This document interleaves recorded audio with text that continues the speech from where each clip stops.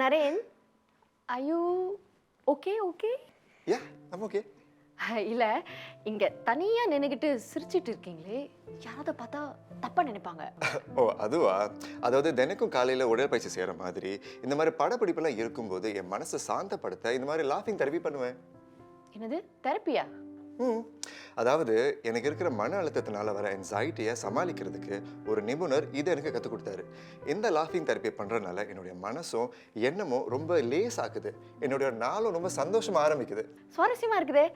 நானும் உங்களோட சேர்ந்து செய்கிறேன். வாங்க. ஓகே.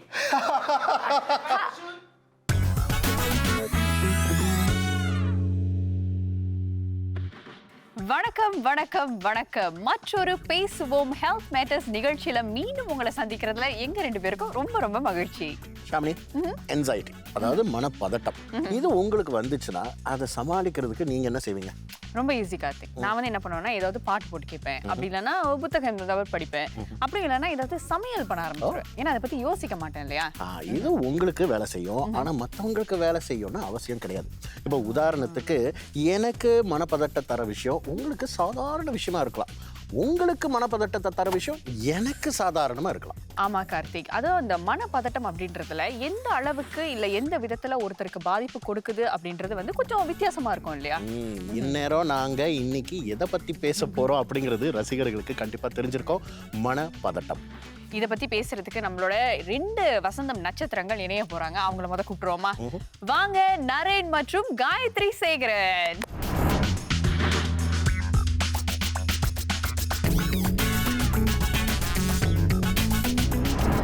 சரி, உங்ககிட்ட தான் கேள்வி கேட்கணும். நீங்க 2 பேரும் வந்து மனப்பதட்டம் கண்டிப்பா இது உங்களுக்கு தெரியும். உங்களுக்கு தெரிஞ்ச யாருக்காவது இந்த மாதிரி பிரச்சனைகள் இருந்திருக்கா, இல்ல உங்களுக்கு இந்த மாதிரி ஏதாவது அனுபவங்கள் இருக்கா? கண்டிப்பா இருக்கு. எனக்கே இருந்திருக்கு, நண்பர்களுக்கும் இருந்திருக்கு. எனக்கு இருக்குங்கிறத தெரிஞ்சு அதை பத்தி பேசுறதுக்கு முன் வருவாங்க. ஏன்னா அதை பத்தி நான் பேச ஆரம்பிச்சிட்டேன்.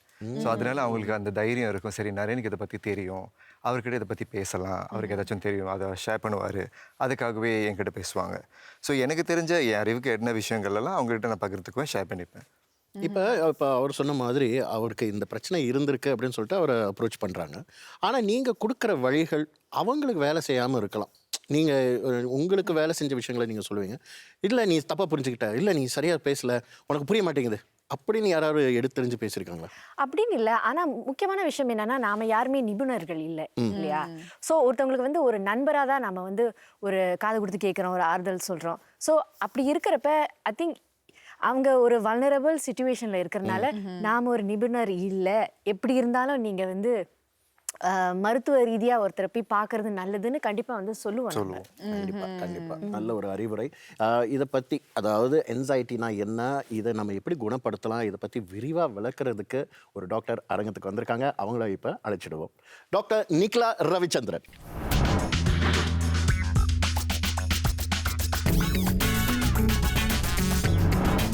ஒரு மனநல மருத்துவமனையில் பல ஆண்டுகளாக வந்து பணிபுரிஞ்சு வராங்க. அதிகம் பதற்றம், பயம்னால பாதிக்கப்பட்டவங்களுக்கு அவங்க சிகிச்சை கொடுத்து வராங்க.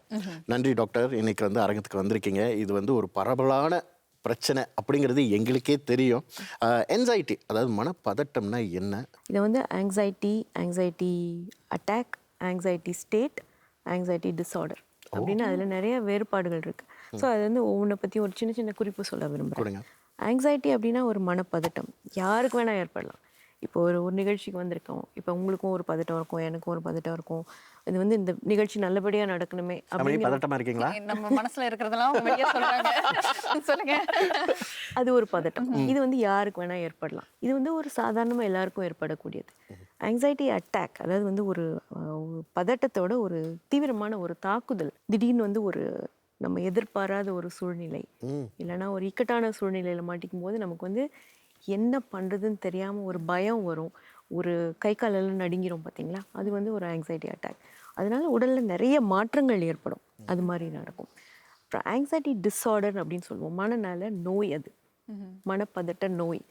அது வந்து என்ன ஆகும்னா அவங்களுக்கு வந்து தொடர்ச்சியாக, அதாவது விடுபடாமல் இல்லைன்னா விடுபடுற காலகட்டம் வந்து ரொம்ப கம்மியாக இருக்கும். அந்த மாதிரி தொடர்ச்சியாக அவங்களுக்கு வந்து அந்த பாதிப்பு ஏற்பட்டுக்கிட்டே இருக்கும். அப்புறம் அது என்ன ஆகும்னா அவங்களோட அன்றாட வாழ்க்கையில் அவங்களோட செயல்பாடுகளில் நிறைய வந்து அதோட பாதிப்பு ஏற்படுத்தும். சில சமயம் அந்த அன்றாட நிகழ்ச்சிகளே எதுவும் பண்ண முடியாது. இப்போ ரொம்ப பயப்படுறவங்க வந்து என்ன பண்ணுவாங்கன்னா வீட்டை விட்டு வெளியிலே போக மாட்டாங்க. அப்புறம் வந்து சாதாரணமாக அவங்க செய்கிற வேலையை செய்ய மாட்டாங்க. பணியிடத்துக்கு கூட போக மாட்டாங்க. அந்த மாதிரி ஏற்படுறது வந்து ஆங்ஸைட்டி டிஸார்டர், ஒரு மனப்பதட்ட நோய். அதனாலே தனிமைப்படுத்திக்குவாங்க இல்லையா? தனிமைப்படுத்திக்குவாங்க. பயத்திலே வந்து எங்கேயும் போக மாட்டாங்க. ஏதோ ஆயிடும் ஏதோ ஆயிடும் ஏதோ ஆயிடும்.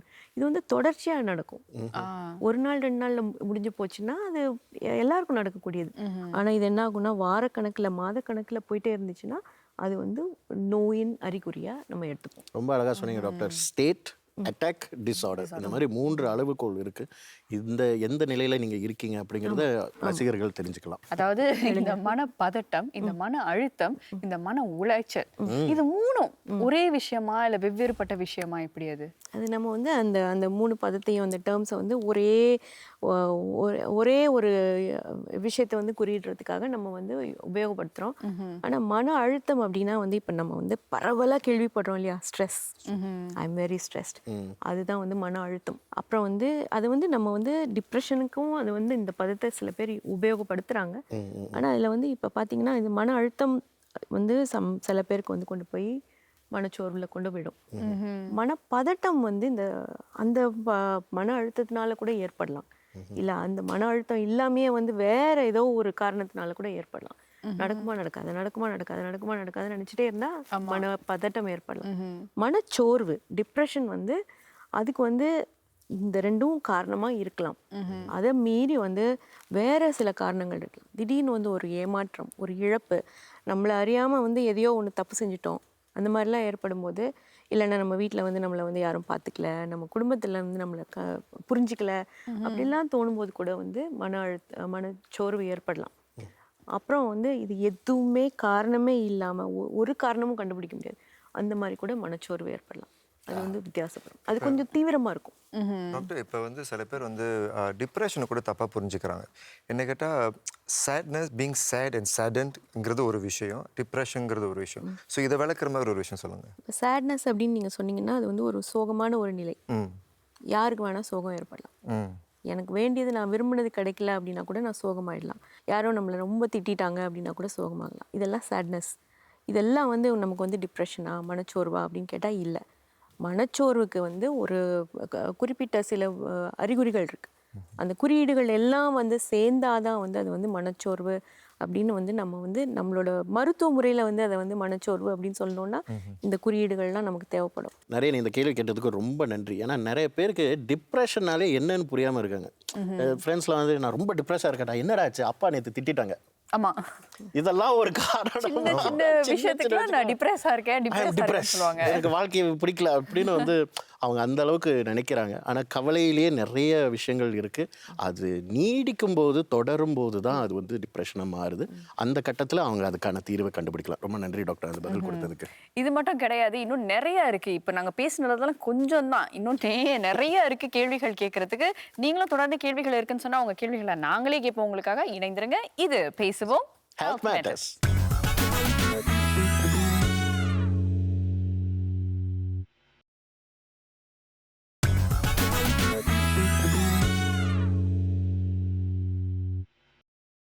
இது பேசுவோம் ஹெல்த் மேட்டர்ஸ்.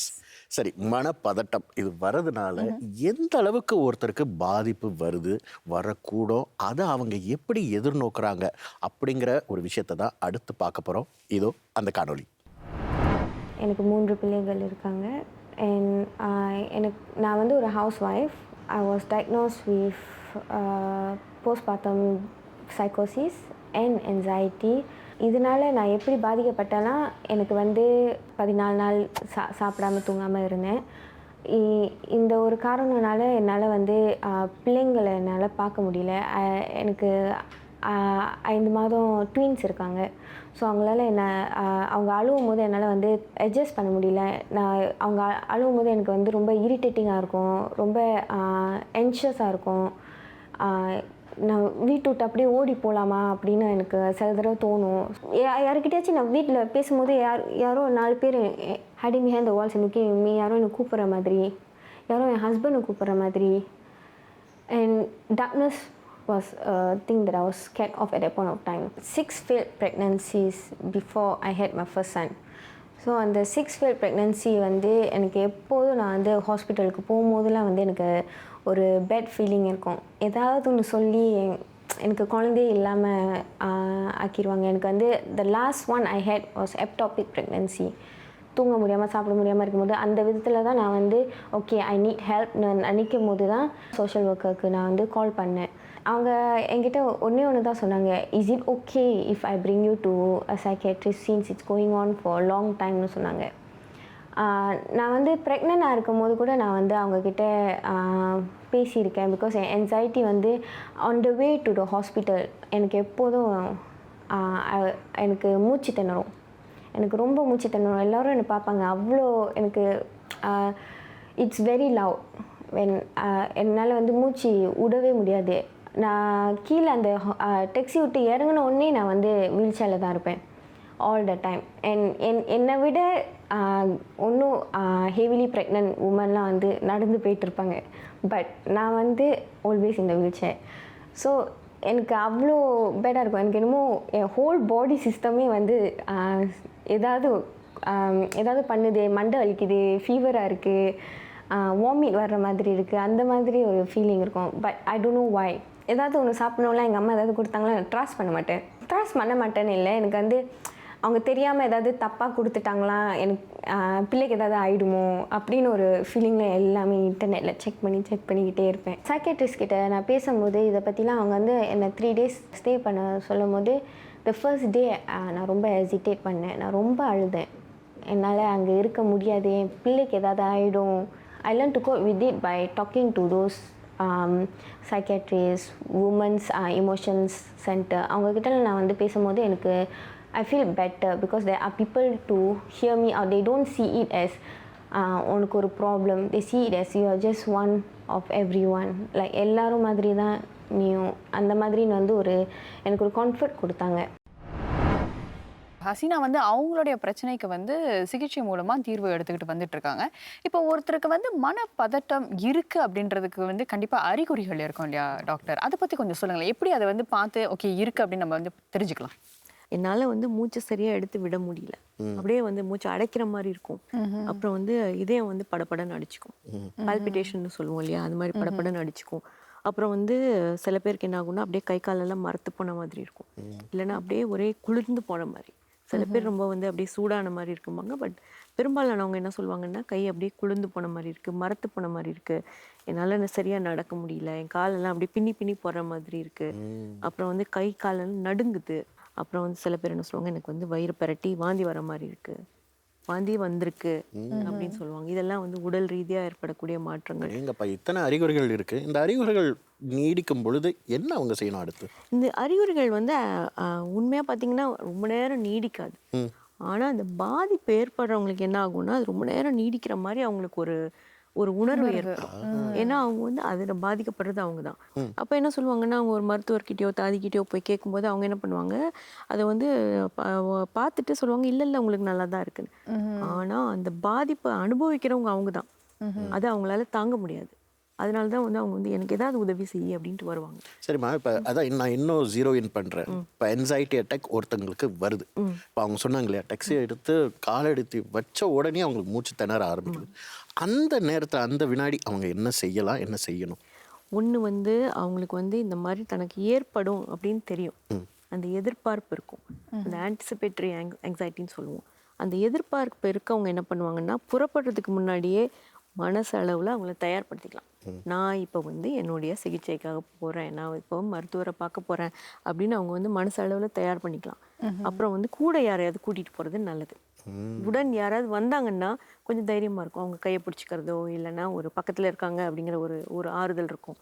இன்னொன்று மூணாவது வந்து அதுக்கு மருந்துகள் இருக்குது. அதை கொஞ்ச நேரத்துக்கு மட்டும் அந்த பதட்டத்தை குறைக்க தற்காலிகமாக ஒரு 1 மணி நேரம் 2 மணி நேரம் 3 மணி நேரம் இல்லை கொஞ்சம் இன்னும் ஒரு தொடர்ச்சியாக கொஞ்ச நேரம் வேணும் அப்படின்னா அதுக்கெல்லாம் மருந்துலாம் இருக்குது. அந்த மாதிரி வந்து அவங்க மருத்துவர் வந்து பரிந்துரைச்சாங்கன்னா அந்த மருந்தை சாப்பிடலாம். இந்த மாதிரி கர்ப்ப காலத்தில் வந்து ரொம்ப மருந்துகள் அந்த மாதிரி மருந்துகள் ரொம்ப கொடுக்க மாட்டோம். ஆனால் மற்ற உடல்நிலை நல்லா இருக்கவங்களுக்கு வந்து மருந்துகள் கொடுப்போம். அதாவது கொஞ்ச நேரத்துக்கு வந்து அந்த பதட்டத்தை குறைக்கும். ஸோ நிறைய பேருக்கு வந்து ஒரு கேள்வி இருக்கலாம். இப்போ ஒரு மருத்துவர்கிட்ட நான் போனேன்னா அவங்க எப்படி டயக்னோஸ் பண்ணுவாங்க? எனக்கும் அந்த ஒரு யோசனை இருந்திருக்கு. நீங்கள் ஒரு பிளட் டெஸ்ட் எடுப்பீங்களா? அவங்க ஒரு கொஸ்டினை ஃபில்அப் பண்ணணுமா? எப்படி அது அந்த ப்ரொசஸ்? உங்ககிட்ட பேசுவோம். அதில் வந்து நாங்கள் வந்து சில கேள்விகளை வந்து ஒரு வரிசைப்படுத்தி கேட்போம். நீங்கள் பதில் சொல்கிறத வச்சு அதுலேருந்து இன்னும் கிளை கேள்விகள் வரும். ஸோ முதல்ல வந்து சொல்லும்போது நீங்கள் வந்து எதுக்காக வந்திருக்கீங்க அப்படின்னு ஆரம்பிப்போம். அப்புறம் ஒவ்வொரு கேள்வியாக அப்படியே படிப்படியாக கொண்டு போவோம். இப்போ வந்து கார்த்திக் கொண்டு வரார் இல்லையா, ஒரு கேள்வியை கேட்டு அதுலேருந்து வந்து என்ன சொல்கிறது, ஜீரோ டவுன் பண்ணுறது அப்படின்னு சொல்லுவோம். படிநிலைகளில் போவோம். போய் அந்த ஒரு குறிப்பிட்ட இதில் வரும்போது இதெல்லாம் நீங்கள் சொன்னீங்க, இதெல்லாம் உங்களோட அறிகுறிகள். ஏன்னா நாங்கள் கேட்குற கேள்வியை வந்து அதை நோக்கி தான் இருக்கும். டாக்டர், இப்போ ஒரு கட்டத்தை தாண்டினதுக்கு அப்புறம் அவங்க ஒரு மருத்துவரையோ இல்லை ஒரு தெரபிஸ்டையோ நாடலாம் அப்படின்னு நீங்கள் சொன்னீங்க. ஆனால் இந்த மாதிரி பாதிக்கப்பட்டவங்கள்ட்ட நாம் போய் சொல்லும் பொழுது, நீ ஒரு தெரபிஸ்ட் பார்க்கலாம், வா நான் உன்னை கூட்டிகிட்டு போகிற ஒரு சைக்காட்ரிஸ்டோ சைக்காலஜிஸ்டோ போய் பார்க்கலாம் அப்படின்னு சொல்லும்போது அவங்க கேட்குற முதல் கேள்வி, எனக்கு என்ன பைத்தியம்னு சொல்கிறியா, நீ சுட்டி காட்டுறியா அப்படின்னு ஒன்று அவங்களுக்கு எரிச்சல் வருது, இல்லை கோபம் வருது. ஸோ இப்போ இதை எப்படி நம்ம, அதாவது ஒரு பாதிக்கப்பட்ட ஒரு நண்பரோ இல்லை ஒரு சொந்தமோ இதை எப்படி எதிர்நோக்கலாம், அவங்களுக்கு எப்படி புரிய வைக்கிறது? அதாவது என்சைட்டி இந்த மாதிரி விஷயங்கள் வந்தால் உங்களுக்கு மனநிலை பாதிக்கப்படலை, நீங்கள் பைத்தியம் இல்லை, இது வந்து ஒரு தீர்வு அப்படிங்கிறத எப்படி அவங்களுக்கு புரிய வைக்கலாம்? இது வந்து அவங்க வந்து அது ரொம்ப தீவிரமானதுக்கப்புறம் ரொம்ப ஒரு மாறவே முடியாத ஒரு கட்டத்தில் போய் தான் வந்து மருத்துவரை பார்க்கணும், உதவி கேட்கணும்னு இல்லை. எப்பவுமே வந்து வருமுன் காத்தல் தான் ரொம்ப நல்லது. அதனால் ஆரம்பத்திலே வந்து ஒரு மாறுதல் வருது அப்படிங்கும்போது போய் வைத்தியம் பண்ணுறது, அதுக்கு உதவி கேட்குறது, அதுதான் ரொம்ப நல்லது. ஆனால் நிறைய பேர் அது செய்யறதில்ல. ஏன்னா வந்து முதல்ல வந்து அவங்களே அதை வந்து ஏற்றுக்கல. அப்புறம் வந்து சுற்றிலும் இருக்கவங்க வந்து அந்த பாதிப்புகளை வந்து அந்த மாற்றங்களை வந்து கவனிப்பாங்க. இப்போ உங்களுக்கு ஒரு நண்பரோ உங்களோட உறவினரோ அவங்க வந்து அந்த மாற்றம் வந்து உங்களுக்கு நல்ல கண்கூடாக தெரியுது. அவங்களுக்கும் கொஞ்சம் தெரிஞ்சிருக்கும். ஆனால் அது வந்து முதல்ல ஏற்றுக்க மாட்டாங்க. அப்புறம் அப்படியே ஏற்றுக்கிட்டாலும் அதுக்கு வந்து அவங்களே ஒரு சுய விளக்கம் கொடுத்துப்பாங்க. அந்த சுய விளக்கத்துலேருந்து அவங்க வெளியில் வரணும். அதை ஒப்புக்கொள்ளணும், ஏற்றுக்கொள்ளணும். அந்த ஏற்றுக்கொள்கிற நிலைமைக்கு வந்தாங்கன்னா அப்புறம் வந்து அவங்களுக்கு வந்து நம்ம வந்து உதவி கொடுக்கறது வந்து ரொம்ப ரொம்ப சுலபமாக இருக்கும். ஆனால் எல்லாரும் ஏற்றுப்பாங்களா அப்படின்னா வந்து மனநல பிரச்சனைகளில் பார்த்தீங்கன்னா அவங்க ஏற்றுக்கிறது வந்து அவ்வளோ சீக்கிரம் யாரும் வரவே மாட்டாங்க. அப்போ நம்ம என்ன செய்யலாம் அப்படின்னா, இப்போ நமக்கு வந்து ஒருத்தர் நமக்கு ரொம்ப வேண்டியவங்க, நம்மளோட நெருங்கின உறவினர் இல்லைன்னா நெருங்கின நண்பர்களுக்கு வந்து இந்த மாதிரி இருக்குது அப்படின்னு தோணும்போது நம்ம என்ன சொல்லலாம்னா, போய் பேசலாம், எப்படி இருக்கீங்க அப்படின்னு பேசிட்டு, உன்னை பார்த்துட்டே இருக்கேன், நீ வந்து பழைய மாதிரி இல்லை, உன்கிட்ட ஏதோ ஒரு மாற்றம் தெரியுது எனக்கு. என்ன மாற்றம்? இல்லை, நீ பழைய மாதிரி பேசுறது இல்லை, அந்த உற்சாகம் குறைஞ்ச மாதிரி இருக்குது. அன்றைக்கி கூட யாரோ சொன்னாங்க, நீ வந்து சரியாக சாப்பிட போனப்போ ஒன்று ஒழுங்காக கூட சாப்பிடலன்னு சொன்னாங்க. அப்புறம் வந்து நீ வந்து வெளியில் கூப்பிட்டா ரொம்ப வரதே இல்லை. இதெல்லாம் வந்து உன்னை பார்த்தா சாதாரணமாக உன்னை பார்த்த மாதிரியே இல்லை, வேற மாதிரி இருக்குது. அப்புறம் நீ சரியாக தூங்குறியான்னு கூட எனக்கு தெரியல, உன் முகத்தை பார்த்தா ரொம்ப சோர்வாக இருக்குது, கண்ணை பார்த்தா ரொம்ப சோர்வாக இருக்குது. ஏன்னா இதெல்லாம் வந்து நம்மளோட அறிகுறிகள். இது வந்து உங்களுக்கு வந்து அந்த அறிகுறிகள் மருத்துவ ரீதியான அறிகுறிகள்னு தெரியுமான்னு தெரியாது. ஆனால் நீங்கள் வந்து அவங்கக்கிட்ட இந்த மாற்றங்கள் எல்லாம் கவனிக்கிறீங்க. மெதுவாக இந்த வாழைப்பழத்தில் ஊசி ஏற்றுற மாதிரி நம்ம கொஞ்சம் கொஞ்சமாக கேள்விகள் மட்டும் கேட்டு பதில அவங்க வர வச்சு கேள்வின்னு கேட்க வேண்டாம். அதாவது என்ன சொல்றது, அப்படியே வந்து அப்படி கேட்டுட்டு பாதியில் விட்டுட்டோம்னா பார்த்தீங்கன்னா அதுக்கப்புறம் அவங்களே வந்து பேச ஆரம்பிப்பாங்க. ரொம்ப நன்றி. அதே மாதிரி டாக்டர் கிட்டே நாங்க இன்னும் கொஞ்சம் கொஞ்சமா இந்த இடைவெளிக்கு பிறகு இன்னும் நிறைய கேள்விகள் கேட்போம். அப்படிதான் கேட்டுட்டு இருக்கீங்க. ஆமா, தொடர்ந்து கேட்போம். இது பேசுவோம் ஹெல்த் மேட்டர்ஸ்.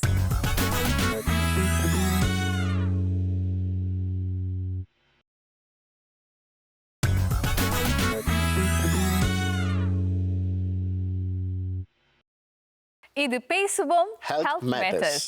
ஸோ டாக்டர் சொன்ன மாதிரி எனக்கே தெரியாத விஷயம் இங்கே வந்து நான் கற்றுக்கிட்டேன். எனக்கு என்சைட்டி இருக்குன்னு தெரியும், எனக்கு என்சைட்டி அட்டாக்ஸ் இருக்குன்னு தெரியும். தான் கமர்ஷியல் பிரேக் அப்போ கார்த்திக் கூட ஷேர் பண்ணிட்டு இருந்தேன். அவங்க சொல்லும் போது தான் எனக்கே தோணுது, ஓ எனக்கு என்சைட்டி டிஸ்ஆர்டரும் இருக்குமோன்ட்டு. ஏன்னா என்னோட என்சைட்டி, என்னோட பதட்ட நிலைன்னு சொல்லும் போது எனக்கு வந்துட்டு போகாது. அது ஒரு நாள் ஃபுல்லாகவும் இருக்கும், ஒரு வாரம் ஃபுல்லாகவும் இருக்கும், மாதக்கணக்காகவும் இருக்கும். இப்போ கூட ஆக்சுவலி ஃப்ரெண்ட்ஸாக வெளியே சாப்பிட போகும்போதும் சரி, எங்கேயாச்சும் நல்லா ஜாலியாக இருக்கும் போதும் சரி, திடீர்னு எங்கேருந்து வரும் எனக்கு ஒரு anxiety வந்துடும். அப்போ நான் பேசாமல் இருப்பேன். என் பக்கத்தில் இருக்கிற யாருக்கும் தெரியாது எனக்கு anxiety உள்ளே ஓடிட்டு இருக்குன்ட்டு. இப்போ நான் என்ன பண்ணிட்டு இருக்கேன்னா, நான் சமாளிச்சுட்டு இருக்கேன். அதை வர்றதை நான் சமாளிச்சுட்டு இருக்கேன், மேனேஜ் பண்ணிட்டு இருக்கேன். அது ஒரு உச்சக்கட்ட போகிற வரைக்கும் ஆகாமல் நான் ஓரளவுக்கு என்னையே வந்து சாந்தப்படுத்தி சமாதானப்படுத்தி like I'm coming myself down. But it happens again and again. அதை எப்படி என்னால் கட்டுப்படுத்த முடியும்? இதுக்குன்னு ஒரு தீர்வுன்னு ஒன்று இருக்கா, இல்லை இதை நான் சமாளிச்சுட்டே இருக்கணுமா? மனநோயின்னு சொன்னாலும் இது ஒரு பாதிப்பு. இந்த பாதிப்புக்கு வந்து எப்போவுமே ஒரு நிரந்தர தீர்வு அப்படிங்கிறது சொல்கிறது வந்து ரொம்ப கஷ்டம். ஆனால் என்ன பண்ணுவோம்னா, இப்போ மருத்துவ ரீதியாக நம்மளால் என்ன பண்ண முடியும்னா, இதை வந்து உங்களுக்கு வந்து புரிஞ்சுக்கிறதுக்கு ஒரு வாய்ப்பை கொடுக்க முடியும். ஓகே, இதுதான் உனக்கு நடக்குது, இதுதான் உன்னால் பண்ண முடியுது, இதுக்கு நாங்கள் வந்து மருந்து கொடுக்குறோம், இதுக்கு நாங்கள் வந்து சிகிச்சை கொடுக்குறோம், பேச்சு சிகிச்சை கொடுக்குறோம். இதெல்லாம் பண்ணும்போது அதுலேருந்து நீங்கள் வழிமுறைகளை நீங்களே எடுத்துக்கலாம். இது சில வழிமுறைகள் வேலை செய்யும், சில வழிமுறைகள் எல்லா நேரத்துலையும் வேலை செய்யாது. இதுக்கு நிரந்தர தீர்வு அப்படின்னு கேட்டிங்கன்னா வந்து சொல்ல கஷ்டமாக தான் இருக்குது. ஆனால் வந்து அப்படி ஒன்றும் கிடையாது. ஆனால் என்னென்னா அந்த வழிமுறைகள் வந்து சிலதெல்லாம் கற்றுக்க முடியும் நம்மளால். அப்புறம் வந்து நமக்கு வந்து இந்த மாதிரி ஒரு சூழ்நிலையில் நமக்கு இது மாதிரி ஏற்படக்கூடும் அப்படின்னா அதை வந்து நம்ம எதிர்பார்த்து அதுக்கு வேண்டிய ஏற்பாடுகளை செஞ்சிட்டோம் அப்படின்னா கொஞ்சம் குறைச்சலாக இருக்கும். அப்புறம் வந்து சில பேருக்கு வந்து வேறு வழியே கிடையாது, வாழ்நாள் பூரா மருந்து சாப்பிட்டாகணும். இப்போ சர்க்கரை நோய் இருக்கவங்க, ரத்த அழுத்தம் இருக்கவங்க வந்து தொடர்ச்சியாக மருந்து அதை கட்டுப்படுத்தி வைக்க முடியும். அதே மாதிரி நம்மளாலையும் கட்டுப்படுத்தி வைக்க முடியும். அதான் நீங்கள் செஞ்சிட்ருக்கீங்க. சரி டாக்டர், இப்போ நீங்கள் வந்து இப்போ விரிவாக இதை சொல்கிறீங்க. ஆனால் வந்து படிப்படியாக எப்படி இதுக்கான வழிகளை நம்ம வந்து கையாளலாம்? ஸ்டெப் 1 இதுதான், ஸ்டெப் 2 இதுதான், ஸ்டெப் 3 அப்படிங்கிறத கொஞ்சம் ரத்தின சுருக்கமாக சொல்லுங்களேன். நம்ம ரத்தின சுருக்கமானா முதல்ல ஏற்றுக்கொள்ளணும். நமக்கு பிரச்சனை இருக்குங்கிறத ஏற்றுக்கணும்.